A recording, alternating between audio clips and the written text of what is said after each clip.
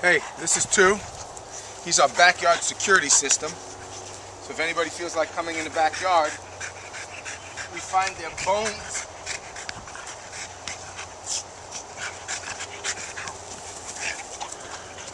He's drunk. We find their bones around the yard and pieces of his crap. However, I wanted to show you guys one of the most exciting projects that we've worked on in years at Underground. Everybody likes bigger, better, stronger, faster. Hey, Austin's here with Chamber. That's our outdoor facility manager. He's just getting to work. He looks very happy, you can see. Back over here. Anyway, so what we did is we looked for the largest tegus we could find, and we found a breed of the Chicoan whiteheads that is so huge. That's the female. Let me show you the male. Now, she's already gravid. You can tell by looking at her. Look at this male.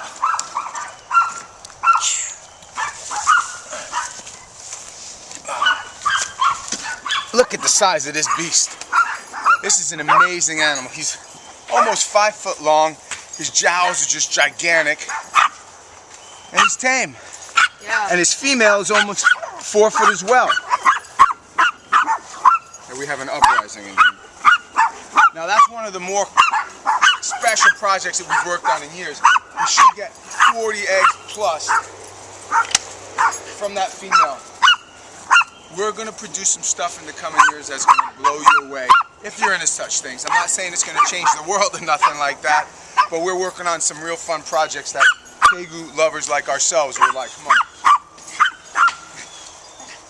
Now again, she's already gravid, and if you want to reserve one of her babies, you can call up and ask. We're not going to ask for a deposit, because before we even get eggs, we wouldn't take your money. But if you're going to want one, you might want to reserve.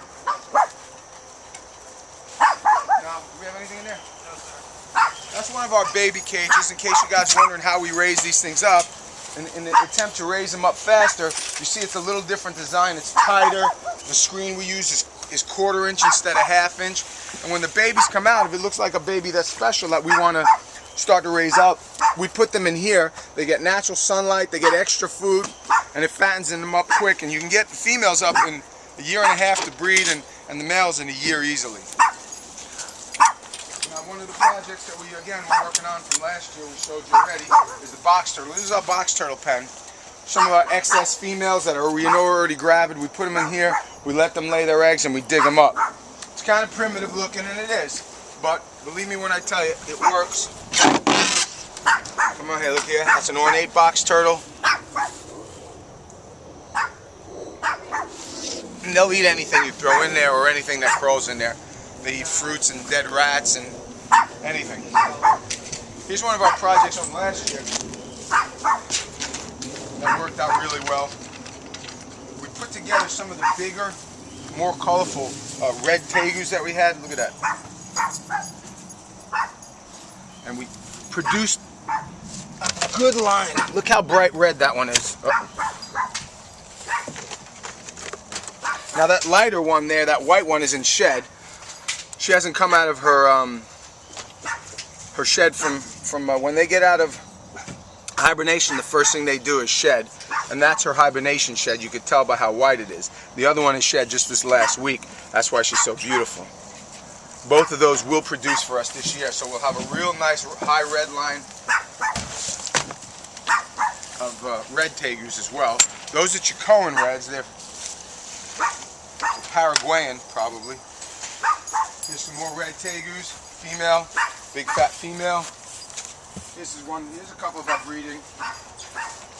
Now, she might be gravid already. It might be a little early in the year for her, but that's one of our big breeds. Is that zip tie butt? Yes, sir. Oh, that's a cool story. We got him from a friend of mine, Pastor Jim. Pastor Jim told me he was a weak and old animal and he wouldn't work. So we took him in and we started feeding him, and we noticed that he was crapping out zip ties. Now, how an animal would get zip ties, I don't know. Instead, I went to Jim's house and saw that he had built a cage for him and used zip ties to strap it down. And somehow this animal took an affinity for eating zip ties. So we loaded him up with a lot of mineral oil to loosen his innards, and he crapped out about 15 or 20 of them. But afterward, man, he started eating like a savage. We took him home last year. He became one of our most prolific breeders. He's big and strong enough to bully any female, so they can't push him around. I mean, that's a pretty big female. Look at that thing there. That thing's well over 3 foot. Look how big and fat she is already in her hips. And he just savages him. How are we on time? Continuing on. Oh, this is a good project. That's more red tegus. We should produce a couple of 100 baby reds this year. Now this is very interesting. You guys might remember from last year if you watched the videos. That's a red cross. That's a red and blue cross. And last year we crossed it with a red tegu, got about 30 eggs, but they were not fertile. So this year what we did is we put a young male blue het for albino with it in the hopes of getting some albino red tegus, and then breeding those albinos back to some more reds, and then getting pure-blooded albino red.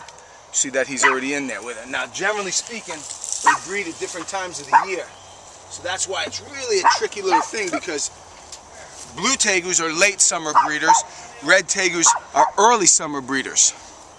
So I don't know when she's going to produce. That's why I've got him in with her. But that's a cool project. If that works out, that'd be really good. And then the rest of these are all blue tegus. Oh no. You know what? You guys are going to love this. We started doing something a little silly now. If you know anything about the monitor market, there's no sense in buying, there's no sense in breeding Savannah monitors, because Savannah monitors are still imported really, really cheap. I mean, you can get them for 10 bucks if you get any quantity of them. However, what we started to do is produce our own line of Savannah monitors that is going to be nicer and better than what's out there. Now these things wintered really nice. This male, or this female here, you can't tell by looking at her, but she's really high blue. And Brian Barczyk has got some albinos. I'm thinking about getting some from him and producing some. They wintered well, they came out fat, they're eating good. So I think we're going to be producing some of them. And now I think in America, they'll produce late in the summer too, as opposed to the ones that come out of Africa in spring. Like right now, it's spring and they're all over the place. And I put those on the market and I sell them for 35, 40 bucks. Who's going to buy them? Nobody want to buy a baby Savannah when you get them. However, if I've got them in late summer and they have high blues or high yellows like some of them do, what you doing? I like these snails. It's also snail season at Underground Reptiles. We're going to be selling those things really cheap and offering. Now the rest of these cages are blue tegus. We have all different colors. We've got the platinums. We've got the het albinos. We try to keep everything het, never knowing what's going to click and what's not. So we're hoping to produce about 100 blue tegus, hoping, and at least 20 or 30 albinos. We're hoping anyway. There's a nice female. You see her?